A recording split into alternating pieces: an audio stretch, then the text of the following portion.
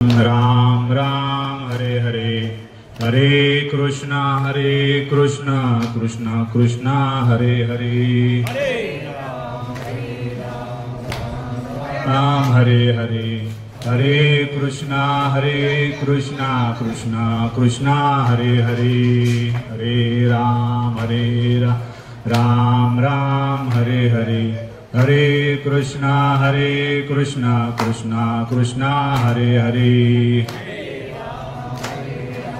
राम राम हरे हरे, हरे कृष्णा कृष्ण कृष्ण हरे हरे, हरे राम राम राम हरे हरे, हरे कृष्णा कृष्ण कृष्ण हरे हरे, हरे राम राम राम हरे हरे, हरे कृष्णा कृष्ण कृष्ण हरे हरे, हरे राम राम राम हरे हरे, हरे कृष्णा कृष्ण कृष्ण हरे हरे, हरे राम राम राम हरे हरे, हरे कृष्णा कृष्ण कृष्ण हरे हरे, हरे राम राम राम हरे हरे, हरे कृष्णा कृष्ण कृष्ण हरे हरे, हरे राम राम हरे हरे, हरे कृष्णा कृष्ण कृष्ण हरे हरे, हरे राम राम राम हरे हरे, हरे कृष्णा कृष्ण कृष्ण हरे हरे, हरे राम राम हरे हरे, हरे कृष्णा कृष्ण कृष्ण हरे हरे, बोला पुंडलिक वरदे हरी विठ्ठल श्री ज्ञानदेव तुकाराम पंढरीनाथ भगवान की जय, माऊली ज्ञानेश्वर महाराज की जय, जगद्गुरु श्री संत तुकाराम महाराज की जय, ईश्वरा गुरुर् साक्षात् परब्रह्म तस्मै श्री गुरवे नमः, सर्वमांगल्ये मांगल्ये शिवे सर्वार्थ साधिके, शरण्ये त्र्यंबके गौरी नारायणी नमस्तुते, मनोजम्य मारुतुल्य वेगं जितेन्द्रियं बुद्धिमत्ता वरिष्ठं वातात्मन वानरयुत मुक्तं श्रीरामदूत शरण्य प्रपत्ति। प्रस्तुत प्रसंगी आज या ठिकाणी प्रवचन रूपी सेवेला सुरुवात करत आहे। या प्रवचन रूपी सेवेसाठी निवडलेला अभंग आहे, ओवी आहे 6व्या अध्यायातील 71वी ओवी। हा विचारुणी अहंकारू सांडीजे, मग अस्तीच वस्तू होईजे, तरी आपली स्वस्ती सहजे आपण केली। या ओवीच्या माध्यमातून आपले माऊली ज्ञानोबा आपल्या सर्वांना असे सूचित करू इच्छितात की हा जो अहंकार आहे, हा अहंकार आपण सोडून आपणच आपल्या या देहाचं कल्याण करायचं आहे, असं हा थोडक्यात या ओवीचा भावार्थ आहे।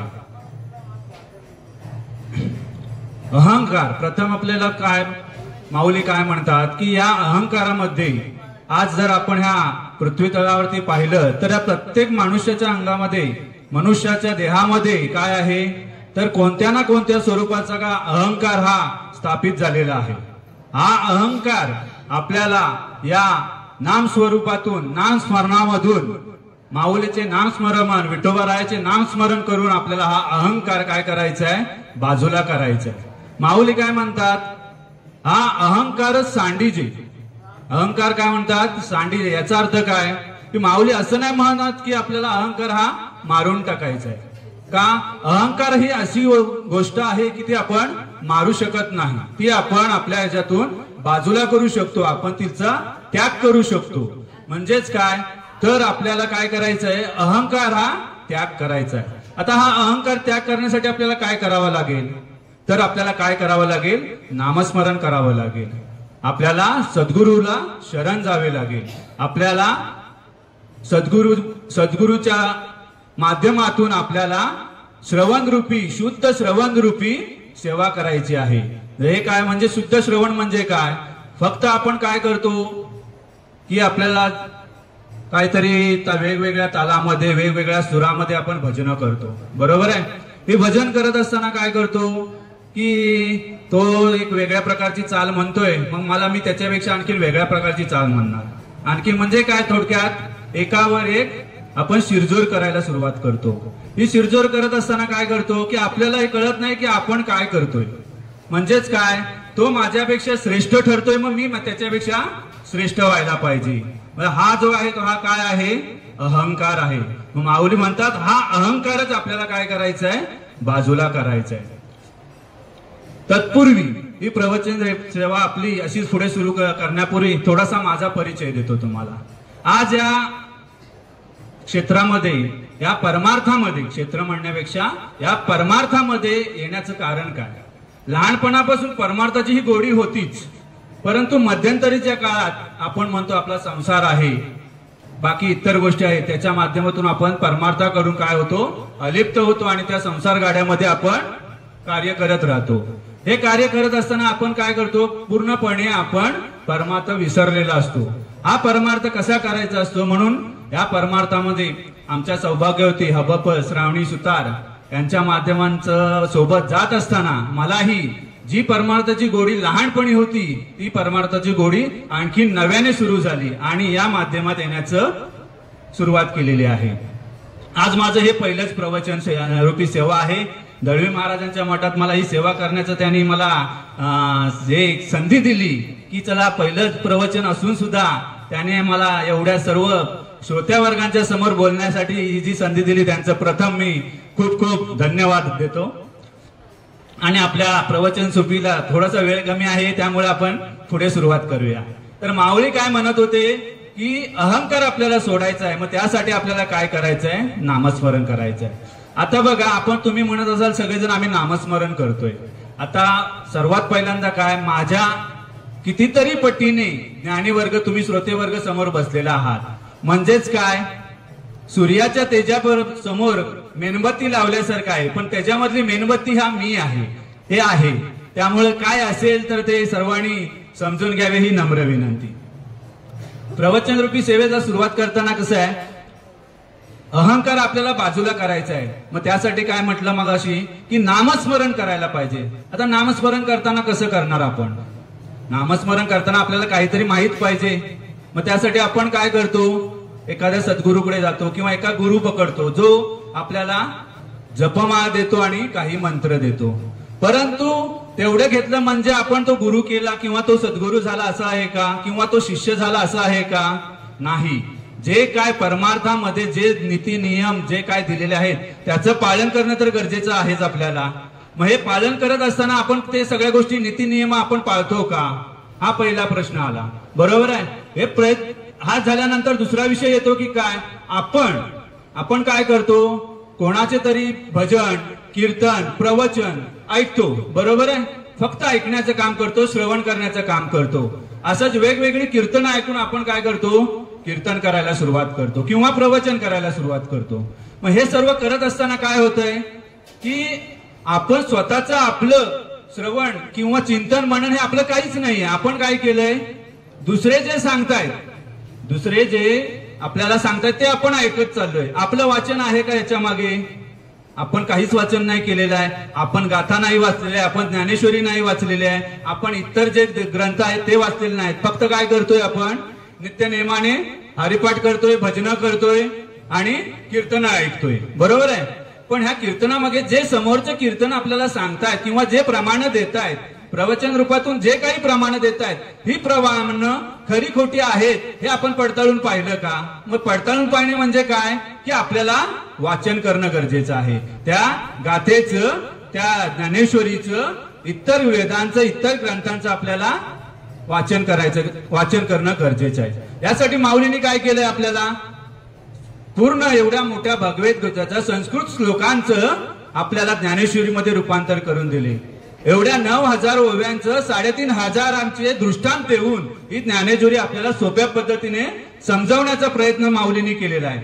त्याच्या पुढेही जाऊन माऊलींनी काय केलं, एवढी ज्ञानेश्वरी जर वाचता येत नसेल तर सगळ्यात सोपा तुम्हाला दिलाय. सगळ्यात ज्ञानेश्वरीचा अर्थ ज्या गोष्टीमध्ये सामावलाय ते तुम्हाला हरिपाठ दिलंय. हरिपाठातल्या सगळ्या श्लोकांमध्ये अभंगांमध्ये पूर्ण ज्ञानेश्वरीचं सार दिलेलं आहे. त्याचबरोबर आपण नामस्मरण कशा पद्धतीने करायला पाहिजे याचं त्यांनी पूर्ण विश्लेषण हरिपाठात केलेलं आहे.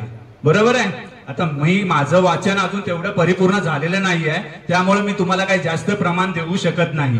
काही गोष्टी रूपातले दृष्टांत देऊ शकतो.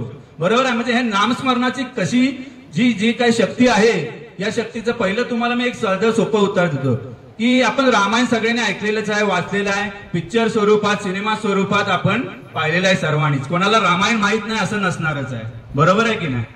मग या रामायणामध्ये आता नामस्मरणाचा आपला विषय चाललाय. रामायणामध्ये ज्यावेळी रावणाने सीतेचं हरण केलं आणि ज्यावेळी तो सीतेला वनवासातून लंकेमध्ये घेऊन जात होता, त्यावेळेला एका पक्षाने त्याच्या समोर युद्ध केलं. कोणत्या पक्षाने केलं? जटायूने. बरोबर आहे. हा जटायू पक्षी त्या रावणासोबत युद्ध केलं आणि त्याला अडवण्याचा प्रयत्न केला, परंतु रावणाने त्याचे पंख छाटले आणि त्याला मृत्युमुखी पाडण्याचा प्रयत्न केला. बरोबर आहे. मग तो मृत्युमुखी पडत असताना शेवटच्या क्षणापर्यंत पोहोचलेला असताना राम, लक्ष्मण, हनुमंत ज्या वेळेला सीतेचा शोध करत चाललेला असतात त्यावेळी त्यांना अर्धा रस्त्यामध्ये तो जटायू पक्षी घायल झालेला जखमी अवस्थेत सापडतो. मग त्यावेळी सापडताना काय, राम म्हणजेच कोण? आपला विष्णूचा अवतार. तो करता करविता तोच. तो कोणत्याही क्षणी काही त्याच्याकडे एवढी शक्ती होती की त्याने जटायूला पूर्ववत करू शकलं असतं. बरोबर आहे. मग त्यावेळेला काय म्हटलं? लक्ष्मण म्हणाला तू काही घाबरू नकोस. जटायूला काय म्हणाला? तू काही घाबरू नकोस, मी तुम्हाला किंवा आपले राम आहेत, श्री राम आहेत, ते आपल्याला काय करतील? तुम्हाला पूर्ववत करतील. परंतु जटायूने काय केलं? नकार दिला. का नकार दिला सांगा? कारण जटायूला काय म्हटलं? जर असं मरण सगळ्यांनाच येतं. बरोबर आहे. असं मरण सगळ्यांनाच येतं, पण या जो पृथ्वीचा, या सगळ्या संसाराचा करता करविता आहे तो आज माझ्या शेजारी आहे आणि त्याच्या मांडीवरती डोकं ठेवून माझा प्राण जाणार आहे. याच्यापेक्षा मोठं भाग्य ते काय असेल? बरोबर आहे. तरी सुद्धा ज्या वेळेला जटायूने लक्ष्मणाला सांगितलं की मला मरणच हवंय आणि तेही श्रीरामाच्या मांडीवरती हवंय. बरोबर. पण तरी सुद्धा मरण देताना ज्या वेळेला लक्ष्मण जटायूला शेवट आपण पाणी पाजतो. बरोबर आहे. पाणी पाजत होते, पण जटायू काही पाणी प्यायला तयार नाही. मग त्यावेळी श्रीरामाने लक्ष्मणाला सांगितलं की लक्ष्मणा, जटायूच्या कानामध्ये तू राम राम म्हण. काय म्हण?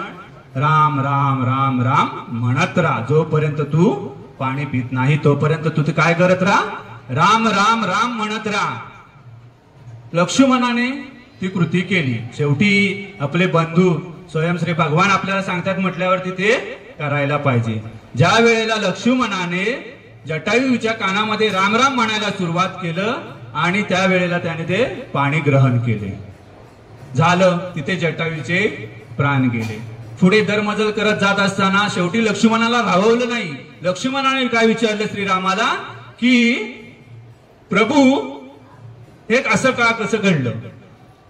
ज्या वेळेला अशाच पद्धतीने काही न बोलता ज्या वेळेला त्याला पाणी पाजत होतो त्यावेळी त्यांनी जटायूने पाणी ग्रहण केलं नाही, परंतु त्याच्या कानामध्ये ज्या वेळेला राम राम बोलायला सुरुवात केली त्यावेळी त्याने पाणी ग्रहण केलं आणि आपला प्राण सोडला. असं का? मग प्रभूने सांगितलं, श्रीराम प्रभूने सांगितलं, लक्ष्मणा, अरे ज्या वेळेला जटायू हा निस्सीम रामाचा भक्त होता, त्याच्या पूर्ण शरीरामध्ये, पूर्ण मनामध्ये प्रभू श्रीरामाचं रामनाम चालत होतं. काय चालत होतं?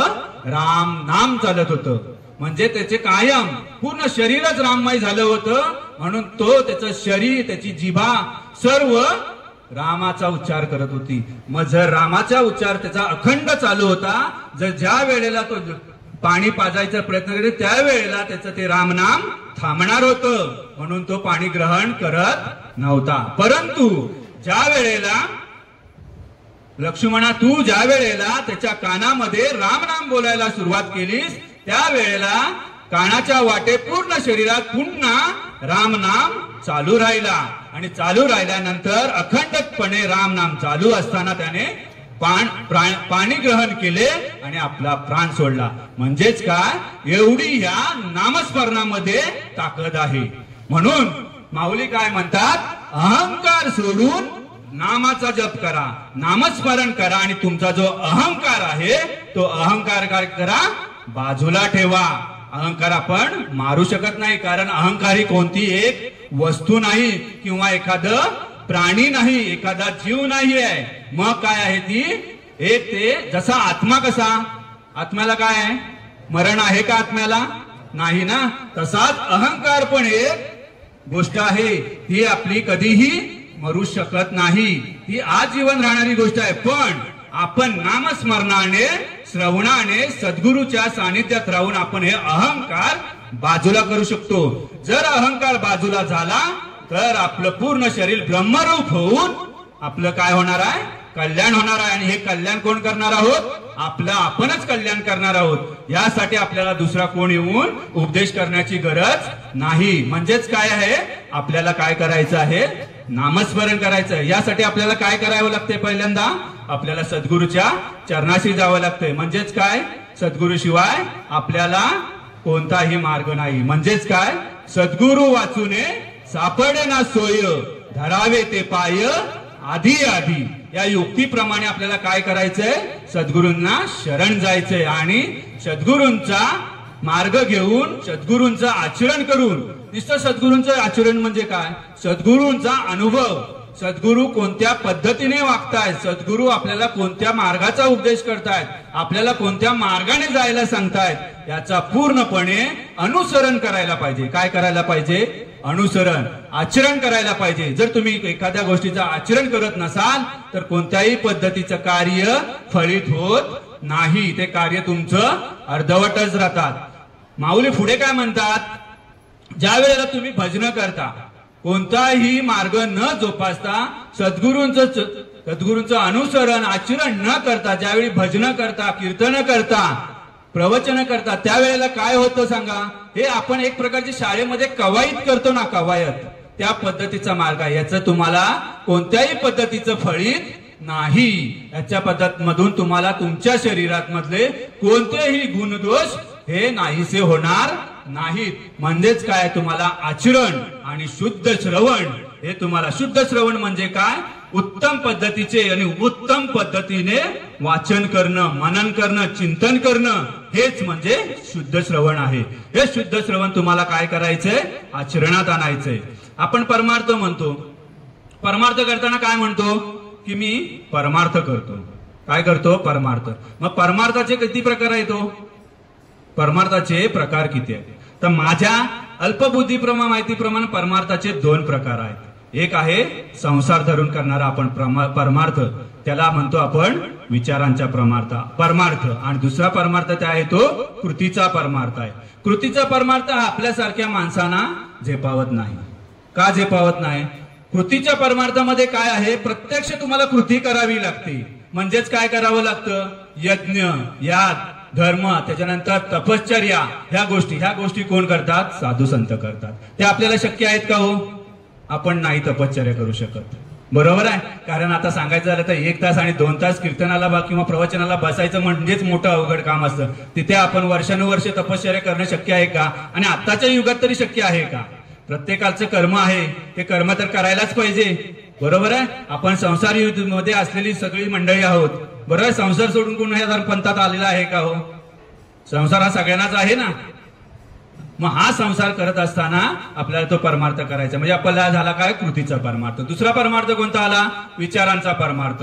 बरोबर आहे, विचारांचा परमार्थ म्हणजे काय, याच्यामध्ये येतं तुमचं चिंतन आणि मनन. हा चिंतन आणि मनन, विचाराचा परमार्थ केला की हा तुम्हाला संसार करून परमार्थ करण्याची शक्ती देतो. म्हणजे संसारातून जर तुम्हाला परमार्थ द्यायचा असेल तर विचाराचा परमार्थ.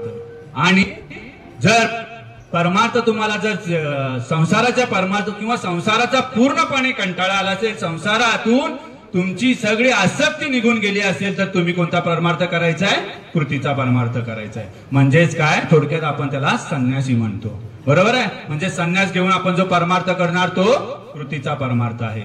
या अशा पद्धतीने हे दोन परमार्थ कशासाठी सांगितलेत महाराजांनी माऊलींनी की आपल्याला काय करायचंय नामस्मरण करायचंय आणि ह्या नामस्मरणातनं हे परमार्थ करायचे. मग आता आपण ज्यावेळी श्रवण आणि मनन येतं त्यावेळी तुमचं नामस्मरण आलं का हो? येतच ना. श्रवण आणि मनन करताना तुम्हाला नामस्मरण करावंच लागते ना. आता आपण बघा, आता माझ्या गुरुनी आमचे गुरु अभयदादा सहस्त्रबुद्धे सद्गुरु श्री कोलगे महाराज यांचा मी शिष्य आहे. त्यांच्याकडनं मी अनुग्रह घेतलेला आहे.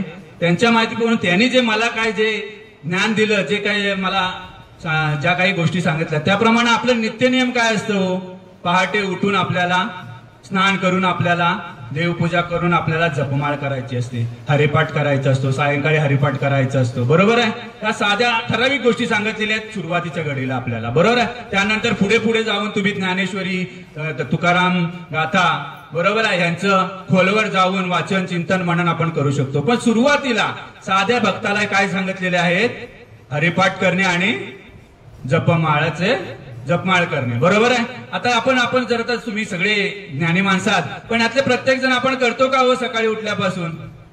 मुळातच आपण सकाळी उठतो किती वाजता हा पहिला प्रश्न येतो. सकाळच्या प्रहारे आपल्याला उठायचं असतं आणि आपल्याला जपमाळ पूजापाठ देवपूजा करून आपल्याला इतर आपल्या कामांना मार्गस्थ व्हायचं असतं. बरोबर आहे. पण आपण यातलं करतो का हो? नाही करत. बरोबर आहे.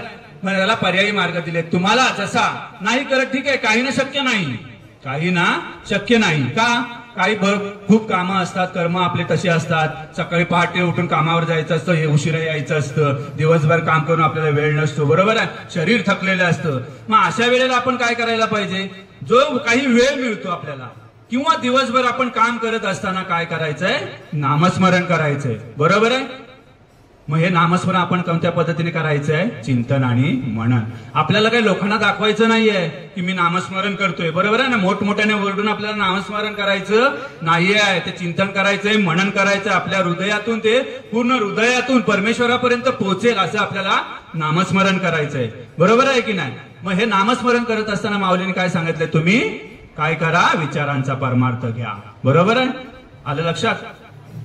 अशा पद्धतीने माऊली सांगतात. पुढे काय म्हणतात माऊली तुम्हाला, पुढे माऊली काय म्हणतात, तरी असती तरी आपली स्वस्ती सहजे. म्हणजे काय होतो, आपण सगळ्यातून नामस्मरण करत राहिल्यात ना, अहंकार सोडून दिल्यामुळे आपण काय होतोय, सगळ्यातून आपलं कल्याण होतोय. आपण सगळ्या असणाऱ्या सगळ्या विषयातून मोकळं होऊन आपण श्री विठुरायाच्या चरणी नतमस्तक होतोय. म्हणजे काय, तिथे येऊन नतमस्तक होणे म्हणजे नतमस्तक नव्हे. म्हणजे पंढरपुरातच येऊन श्री विठुरायाच्या चरणावरती मस्तक ठेवलं म्हणजे नतमस्तक झालो का हो? नाही. आपल्या पूर्ण हृदयापासून पूर्ण मनापासून आपण आतून ज्या वेळेला विठुरायाला हाक मारतो त्या वेळेला आपण काय करतो, त्या विठुरायाची नतमस्तक होतोय. बरोबर की नाही. सगळ्यांनाच पंढरपूरला येणं शक्य आहे का हो? सगळ्यांनाच वारी करणं शक्य आहे का? मनात इच्छा असली, प्रबळ इच्छा असली तरी शक्य आहे का हो? आताच्या घडीला विचार केला तर प्रवास एवढा खूपसा, काही लोक भरपूर, आता काही ना जवळ आहे त्यांचं गोष्ट वेगळी आहे, ज्यांना भरपूर लांबून प्रवास करायचा आहे त्यांना शक्य आहे का हो? नाही. पण ते निस्सिम भक्त आहेतच की नाही. बरोबर की नाही. त्यांचं नित्यविधी सगळे व्यवस्थित चालू असतात, नित्यपाठ सगळे व्यवस्थित चालू असतात. आज अशी काही व्यक्ती आहेत की ज्यांच्या गळ्यात तुळशी माळ नाही, पवित्र तुळशी माळ नाही, तरी सुद्धा पांडुरंगाचे निस्सिम भक्त आहेत. त्यांचा हरिपाठ पूर्णपणे पाठ आहे, त्यांचे अभंग पूर्ण पाठ आहेत, अशी व्यक्ती आहेत. बरोबर. म्हणजेच काय, तुळशी माळ घेतलीच पाहिजे असं पण आहे का? ती न घेता सुद्धा परमार्थ करता येतोय ना. परंतु का तुळशी माळ घेणं का गरजेचं आहे सांगा? तुम्ही ज्ञानी माणसं आहातच. तुळशी माळ घेणं का गरजेचं आहे? ही अशी पवित्र 108 म्हणींची तुळशी माळ धारण करणं का गरजेचं आहे? मी माझा स्वतःचा अनुभव सांगतो. मी एवढे दिवस आमच्या महाराजांसोबत त्यांच्या कीर्तनाला, त्यांच्या बरोबर पाठी गायनाला टाळकरी म्हणून बराच वेळा उभा राहिलेला आहे. तोपर्यंत मी माळ घेतलेली नव्हती, मी माळ धारण केलेली नव्हती, तरी सुद्धा मी जात होतो. का? मला ते एक आवड होती. बरोबर आहे. आवड होती, सगळं काही होतं. परंतु काही गोष्टींना मर्यादा होती. काही गोष्टींना काय होती? मर्यादा होती. ते मर्यादेचं पालन आपल्याला होतच नव्हतं. उदाहरणार्थ काय? राग. बरोबर आहे. अहंकार. बरोबर आहे. चिडचिड. ह्या सगळ्या गोष्टी आपण काय करतोय, 2 तास कीर्तन केलं, गायन केलं, एवढं देवाचं सत्कार्य आपण केलं, पण बाहेर पडल्यानंतर आपल्या अंगात काय येतंय, पुन्हा मी केलं. काय केलं? मी गायन केलं, मी कीर्तन केलं, मी प्रवचन केलं. म्हणजे काय केलं? मी आलो म्हणजे काय आलं? अहंकार आला. बरोबर आहे. मग हा अहंकार जायला पाहिजे, मीपणा जायला पाहिजे. म्हणून काय आहे? आपल्याला 108 महिन्याची पवित्र तुळशी माळ ही धारण करायलाच पाहिजे. त्याशिवाय तुमचा आणि नित्यपाठ केल्याशिवाय, नामस्मरण केल्याशिवाय तुमचा अहंकार हा जाणार नाही. तुमच्यात असणारा राग, द्वेष, मत्सर ह्या गोष्टी जाणार नाहीत. यासाठी तुम्हाला तुळशी माळ ही धारण करणं गरजेचं आहे आणि त्याचबरोबर नामस्मरण करणं गरजेचं आहे. माझ्या अल्पमतेप्रमाणे मला जेवढं, प्रथमच प्रवचन असल्यामुळे जेवढं मला शक्य झालं ते माझ्या हृदयापासून मी आपल्या सर्व ज्ञानी बंधूंना, महाराजांना आणि सर्व इथे सगळं दळवी मठामध्ये असणाऱ्या सर्व आपल्या श्रोते मंडळींना सांगण्याचा माझा प्रयत्न मी केलेला आहे. आणि जी काही सेवा तुमच्या सर्वांच्या आणि माऊलींच्या चरणी जी काय केली ती त्या माऊलींच्या चरणी आणि माझ्या गुरुबंधूंच्या चरणी समर्पित करून मी या सेवेला इथेच स्वल्पविराम देतो. विठ्ठल विठ्ठल विठ्ठल विठ्ठल विठ्ठल विठ्ठल विठ्ठल विठ्ठल विठ्ठल विठ्ठल विठ्ठल विठ्ठल विठ्ठल पुंडलिका वरदे हरी विठ्ठल. श्री ज्ञानदेव तुकाराम पंढरीनाथ भगवान की जय. माऊली ज्ञानेश्वर महाराज की जय. सद्गुरु श्री संत तुकाराम महाराज की जय. सद्गुरु काशीनाथ महाराज की जय. आता विश्वात्मके देवे येणे वाग्यज्ञ तोषावे. तोषोनी मज द्यावे पसाय दानही. जे कळांची व्यंकटी सांडो तया सत्कर्मी रती वाडो. भूता परस्परी पडू मैत्र जीवांची. दुरितांचे तिमिर जाऊ विश्व स्वधर्मा सूर्य पाहू. जो जे वांचिल तो ते लाहू. प्राणी जात वर्षत सकळ मंगळी. ईश्वर निष्ठांची मांदियारी. अनावरत भूमंडळी भेट तू भूता. चला कल्पतरूंचे आरव चेतना चिंता मणीचे गाव. बोलते जे अर्णव पियुषांचे. चंद्रमेजे अलांचन मार्तंड जे तापहीन.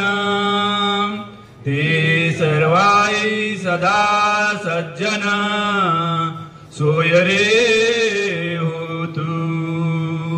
किंबहुना सर्व सुखी पूर्ण होनी तिने लोकी. भजी जो आदि पुरुषी अखंडित. आणि ग्रंथोपजी विजिये विशेषी लोकीये. दृष्टांदृष्ट विजय हुआ विजी. एत म्हणे श्री विश्वेश्वराव हा होईल दान पसाव. येणे वरे ज्ञानदेव सुखिया झाला. येणे वरे ज्ञानदेव सुखिया झाला. येणे वरे देव सुखिया झाला. बोला पुंडलिक वरदे हरी विठ्ठल श्री ज्ञानदेव तुकाराम पंढरीनाथ भगवान की जय. माऊली ज्ञानेश्वर महाराज की जय. जगद्गुरु श्री संत तुकाराम महाराज की जय.